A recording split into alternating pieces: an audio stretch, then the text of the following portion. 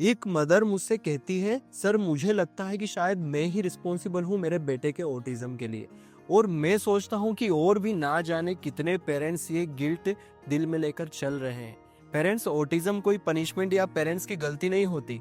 इस वीडियो में मैं आपको बताऊंगा 7 सबसे बड़े मिथ्स जो पेरेंट्स के दिल में अननेसेसरी गिल्ट भर देते हैं, और साथ ही बताऊंगा इन्हें लेकर साइंस का असली जवाब क्या है। नमस्कार दोस्तों, I am Shriom Patel, audiologist and speech language pathologist. आज हम लॉजिकली और कामली समझेंगे कि क्या ऑटिज्म को प्रिवेंट किया जा सकता है, क्या पेरेंट्स की कोई गलती होती है, कौन से फैक्टर साइंटिफिकली प्रूवन है और कौन से बस रूमर्स या मिथ्स है। लेकिन सबसे पहले एक सीधा जवाब, ऑटिज्म को कभी भी पूरी तरह प्रिवेंट नहीं किया जा सकता। जेनेटिक्स बहुत बड़ा रोल प्ले करती है और कुछ प्रीनेटल रिस्क को थोड़ा घटा सकते हैं, पर प्रिवेंट का प्रोमिस साइंटिफिकली सपोर्टेड नहीं है।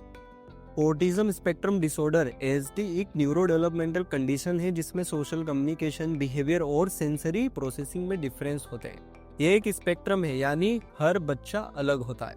इंपॉर्टेंट बात, ऑटिज्म पेरेंट्स की गलती के कारण नहीं होता है। ये एक कॉम्प्लेक्स जेनेटिक्स और कुछ एनवायरमेंटल इन्फ्लुएंसेस का कंबाइंड इफेक्ट होता है। इंडिया में देखें तो 2 से 9 साल के बच्चों में लगभग 68 में से एक बच्चे को ऑटिज्म डायग्नोस हो सकता है। जरूरी नहीं है कि एग्जैक्ट ऐसा ही हो, क्योंकि number study bye study very करते हैं। हमारे देश में अवेयरनेस और स्क्रीनिंग बढ़ रही है, इसलिए ज्यादा बच्चे आइडेंटिफाई हो रहे हैं। अब जब हमने समझ लिया है कि ऑटिज्म क्या है और इंडिया में इसका प्रिविलेंस कैसा है, तो एक नेचुरल सवाल उठता है, फिर पेरेंट्स इतना गिल्ट क्यों फील करते हैं। बहुत बार इसका जवाब है मिथ्स और गलत सोच जो समाज में फैली हुई है। पेरेंट्स को लगता है कि शायद उनकी पेरेंटिंग स्टाइल या कोई छोटी सी मिस्टेक या वैक्सीन या मॉडर्न लाइफ की वजह से ऑटिज्म होता है, और ये मिथ्स पेरेंट्स के दिल में अननेसेसरी गिल्ट और एंजाइटी भर देते हैं। इसीलिए अब चलिए डिटेल्स में समझते हैं 7 सबसे बड़े मिथ्स अबाउट ऑटिज्म जो अक्सर हर घर में सुनने को मिलते हैं, और साथ ही समझते हैं साइंस इन मिथ के बारे में क्या कहता है। मिथ नंबर 1, स्क्रीन टाइम से बच्चे को ऑटिज्म होता है। मैं जानता हूँ कि अक्सर पेरेंट्स बहुत परेशान हो जाते हैं जब वो देखते हैं कि उनका बच्चा टीवी या मोबाइल पर ज़्यादा टाइम बिताता है और उसकी लैंग्वेज या सोशल इंटरेक्शन कम नजर आती है। तो सीधी सोच ये आ जाती है स्क्रीन के कारण ये सब हो रहा है। इस डर को कामली समझना जरूरी है।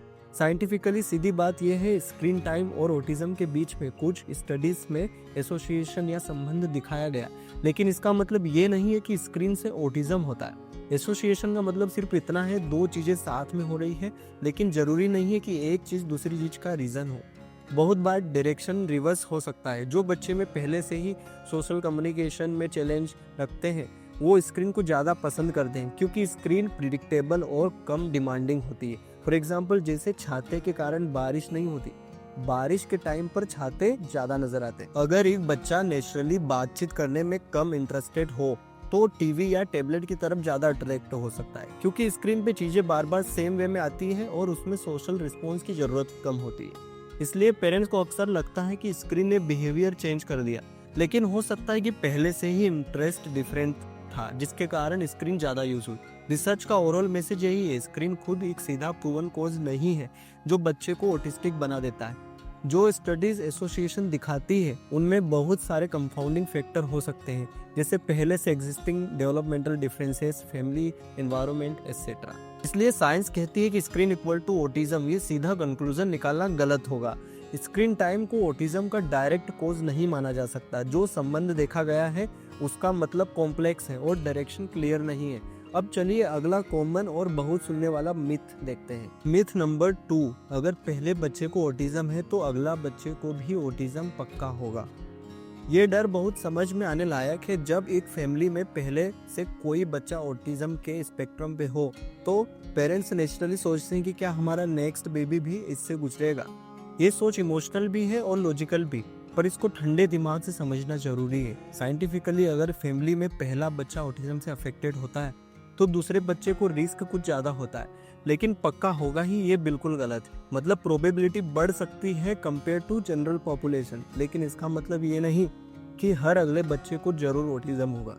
जेनेटिक्स कॉम्प्लेक्स है, कभी सिंगल जीन का रोल होता है, कभी मल्टीपल जीन्स का, और कुछ इन्वायरमेंटल फैक्टर का कंबाइंड इफेक्ट हो सकता है। रिस्क बढ़ सकता है लेकिन गारंटी नहीं। जैसे अगर घर में पहले किसी को डायबिटीज हो तो दूसरे मेंबर के लिए रिस्क हो सकता है, पर सबको डायबिटीज नहीं होता।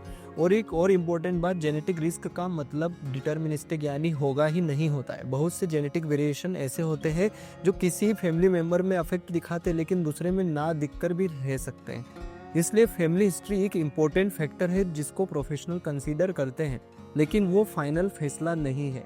एग्जाम्पल के तौर पर कुछ फैमिलीज में ऑटिज्म एक पैटर्न फॉलो कर सकता है और वही जेनेटिक चेंज दूसरे बच्चों को भी अफेक्ट कर सकता है। लेकिन बहुत सी फैमिलीज ऐसी भी होती है जहां सिर्फ एक बच्चा स्पेक्ट्रम पर होता है और दूसरा बिल्कुल न्यूरोटिपिकल यानी नॉर्मल होता है। इस कॉम्प्लेक्सिटी के कारण डॉक्टर्स और जेनेटिक काउंसलर अक्सर फैमिलीज को रिस्क समझाकर सपोर्ट और मॉनिटरिंग रिकमेंड करते हैं, लेकिन कभी भी किसी को डराया नहीं जाता क्योंकि रिस्क का होना गारंटी नहीं होता है। फैमिली हिस्ट्री से रिस्क बढ़ सकता है लेकिन अगला बच्चा पक्का ऑटिज्म होगा ये सच नहीं है।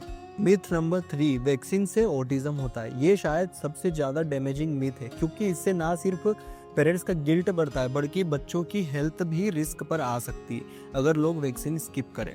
बहुत ही कामली और क्लियरली समझते हैं। साइंस ये कहती है कि वैक्सीन ऑटिज्म का कॉज नहीं होता। जो कंट्रोवर्सी 90s में थी, उस टाइम पर एक पेपर जो MMR वैक्सीन और ऑटिज्म का लिंक सजेस्ट करता था, उस पेपर को मेडिकल कम्युनिटी ने फ्लॉड पाया और वो पेपर विड्रॉ कर दिया गया। तब से कई बड़े वेल डिजाइंड स्टडीज और रिव्यू बार बार ये दिखाया है कि वैक्सीन और ऑटिज्म के बीच कोई कैजुअल संबंध नहीं मिलता। बेबीज को वैक्सीनेशन वही उम्र में मिलता है जब कुछ पेरेंट्स बच्चे में पहली डेवलपमेंटल डिफरेंसेस नोटिस करना शुरू करते हैं। जैसे 12 to 18 मंथ्स के आसपास सेम टाइम पे दोनों चीज़ें होने से पेरेंट्स सोच में पड़ जाते हैं कि ये शायद वैक्सीन के कारण हो रहा है, लेकिन ये टाइमिंग सिर्फ कोइंसिडेंस हो सकती है। और साइंटिस्ट जब प्रॉपर्ली लार्ज पॉपुलेशन स्टडीज करते हैं और कंफाउंडिंग फैक्टर को कंट्रोल करते हैं तब भी वैक्सीन ऑटिज्म लिंक नहीं मिलता। अगर वैक्सीन ऑटिज्म कॉज करते तो जहाँ जहाँ वैक्सीनेशन प्रोग्राम ज़्यादा थे वहाँ ऑटिज्म डेफिनेटली हायर होना चाहिए, लेकिन ऐसा कंसिस्टेंट पैटर्न साइंटिफिक डेटा में नहीं मिलता। इसलिए एक्सपर्ट बच्चे की हेल्थ के लिए वैक्सीन को स्ट्रांगली रिकमेंड करते हैं और ऑटिज्म के लिए वैक्सीन को ब्लेम करना गलत और नुकसान पहुंचाने वाला हो सकता है। मिथ नंबर 4, स्पेशल डाइट या सप्लीमेंट देकर ऑटिज्म को पूरी तरह रोका जा सकता है। ये बिलीव काफी कॉमन है और समझ में आने लायक भी है। पेरेंट्स जो अपने बच्चे के लिए कुछ भी कर सकते हैं, उनके लिए डाइट और सप्लीमेंट एक आसान और नज़रअंदाज करके नहीं छोड़ने वाला ऑप्शन लगता है। लेकिन इस बात को ठंडे दिमाग से समझना जरूरी है। साइंटिफिकली सीधी बात यह है, अब तक कोई भी डाइट या पोस्टनेटल सप्लीमेंट ऐसा प्रूव नहीं हुआ जो ऑटिज्म को प्रिवेंट करे या पूरी तरह हटा दे। कई स्मॉल स्टडीज ने कुछ न्यूट्रिशन या एलिमिनेशन डाइट को कोरिलेशन देखे हैं, लेकिन कोरिलेशन का मतलब ये नहीं है उनसे ऑटिज्म प्रिवेंट हो जाता है। बहुत बार स्टडीज छोटी होती है, कंट्रोल ग्रुप मिसिंग होते हैं या कंफाउंडिंग फैक्टर जैसे अंडरलाइंग मेडिकल कंडीशन को ठीक से कंट्रोल नहीं किया जाता।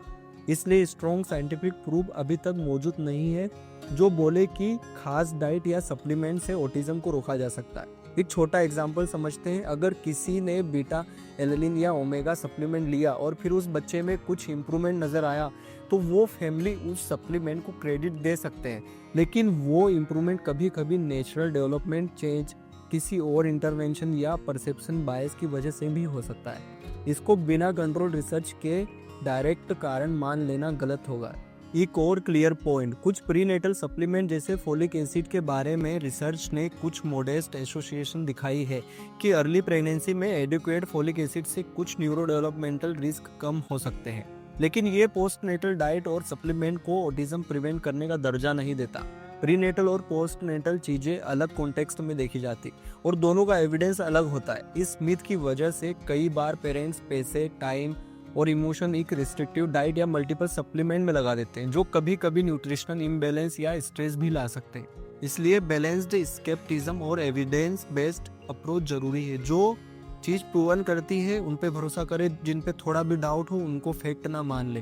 तो इन सारी चीजों से ये क्लियर होता है कोई भी स्पेशल डाइट या पोस्टनेटल सप्लीमेंट अब तक ऐसा प्रूफ नहीं कर पाया जो ऑटिज्म को कम्प्लीटली प्रिवेंट करे। जो क्लेम्स हमें मिलते हैं उन्हें साइंटिफिक एविडेंस से क्रॉस चेक करना जरूरी है। अब चलिए नेक्स्ट मिथ देखते हैं। मिथ नंबर 5, आजकल की modern life, pollution, processed food, mobile signal, इन सब के कारण ऑटिज्म बढ़ रहा है। ये एक स्ट्रॉन्ग इंट्यूशन है। जब हम देखते हैं कि मॉडर्न लाइफ में पोल्यूशन ज़्यादा है, खाना प्रोसेस्ड है और टेक्नोलॉजी हर जगह है, तो नेचुरली सवाल उठता है कि क्या इन सब की वजह से ऑटिज्म बढ़ रहा है। इस डर को समझना जरूरी है, लेकिन ठंडे दिमाग से एविडेंस को देखना और भी जरूरी है। सीधी बात, ऑटिज्म का प्रिविलेंस इंक्रीज होने की वजह से ज़्यादा दिख रहा है, और इसका मतलब ये नहीं है कि मॉडर्न लाइफ एक सिंपल सिंगल विलन है। काफ़ी इंपॉर्टेंट फैक्टर्स है। डायग्नोस्टिक क्राइटेरिया का ब्रॉड होना, पहले छोटे केसेस आइडेंटिफाई नहीं होते थे। अवेयरनेस और स्क्रीनिंग का बढ़ना, अब ज़्यादा डॉक्टर्स और स्कूल बच्चों को आइडेंटिफाई कर रहे हैं। और रिपोर्टिंग प्रैक्टिसेस का इम्प्रूव होना, इन चीज़ों की वजह से ज़्यादा केसेस दिखने लगे। लेकिन इससे ये प्रूफ नहीं मिलता कि पोल्यूशन या मोबाइल सिग्नल सीधा ऑटिज्म कोज कर रहे हैं। जैसे अगर आप माइक्रोस्कोप यूज़ करोगे तो छोटे बग्स ज़्यादा नज़र आएंगे। इसका मतलब क्या बग्स पहले नहीं थे, बस अब ज़्यादा नज़र आ रहे हैं। इसका मतलब ये भी नहीं है कि इन्वायरमेंट का कोई भी रोल बिल्कुल नहीं होता है। कुछ साइंटिफिक स्टडीज ने एयर पोल्यूशन या स्पेसिफिक प्रीनेटल एक्सपोजर के साथ वीक एसोसिएशन देखे, पर ये एसोसिएशन कॉम्प्लेक्स है और अक्सर कंफाउंडिंग फैक्टर जैसे socio economic status, health care access को एग्जिस्ट करते हैं। साइंस अभी तक ये समझने की कोशिश कर रही है कि कौन से इन्वायरमेंटल फैक्टर कब और कैसे जेनेटिक ससेप्टिबिलिटी के साथ इंटरेक्ट कर सकते हैं, लेकिन अभी तक कोई सिंगल मॉडर्न लाइफ फैक्टर कोज के रूप में प्रूव नहीं किया गया है। इसलिए मॉडर्न लाइफ के कुछ एलिमेंट से कुछ रिस्क मॉड्यूलेशन हो सकता है, लेकिन modern life equal to autism ये सीधा और प्रूवन कंक्लूजन नहीं है। मिथ नंबर 6, प्रेगनेंसी के दौरान की हर चीज जैसे स्ट्रेस, मेडिसिन से ऑटिज्म होता है। ये डर समझ में आता है कि प्रेगनेंसी के टाइम में पेरेंट्स हाइपर अलर्ट रहते हैं, हर छोटी बड़ी चीज का डर रहता है। लोग सोचते हैं कि शायद मैंने गलती की, लेकिन इस बात को शांत दिमाग से देखना जरूरी है। कुछ प्रीनेटल फैक्टर जैसे बहुत तेज इन्फेक्शन, अनकंट्रोल्ड मेडिकल कंडीशन या कुछ स्पेसिफिक मेडिसिन से ऑटिज्म रिस्क बढ़ सकता है, लेकिन इसका मतलब ये नहीं है कि हर छोटी गलती ऑटिज्म का सीधा रीज़न है। बहुत सी प्रेगनेंसी जिनमें चीज़ें होती है उनमें बच्चे न्यूरोटिपिकल रहते हैं। साइंस में कुछ एसोसिएशन मिले हैं, लेकिन एसोसिएशन का मतलब हर बार कॉज नहीं होता है, और बहुत सारे लोगों के लिए ये रिस्क छोटे होते हैं। रिस्क बढ़ सकता है पर गारंटी नहीं। अगर किसी प्रेग्नेंट फीमेल को फीवर या इन्फेक्शन हुआ और उस टाइम ट्रीटमेंट थोड़ा डिलेड रहा, कुछ स्टडीज में थोड़ा एसोसिएशन देखा गया, लेकिन वो एसोसिएशन सब केसेस में ऑटिज्म को एक्सप्लेन नहीं करती। इसी तरह कॉमनली सुनने वाली बातें जैसे स्ट्रेस का डायरेक्ट और प्रूवन कैजुअल लिंक ऑटिज्म के साथ कंसिस्टेंट साइंटिफिक एविडेंस में क्लियर नहीं मिलता। यानी स्ट्रेस होना अलोन ऑटिज्म का रीजन नहीं है। इसलिए प्रेगनेंसी में कुछ फैक्टर रिस्क को मॉड्यूलेट कर सकते हैं, लेकिन प्रेगनेंसी के टाइम पर इन चीज़ों को या हर छोटी चीज़ को ऑटिज्म का कॉज मान लेना गलत, जरूरी तौर पर अनफेयर है। पेरेंट्स को गिल्टी फील करने की जगह एविडेंस बेस्ड इंफॉर्मेशन और सपोर्ट की जरूरत होती है।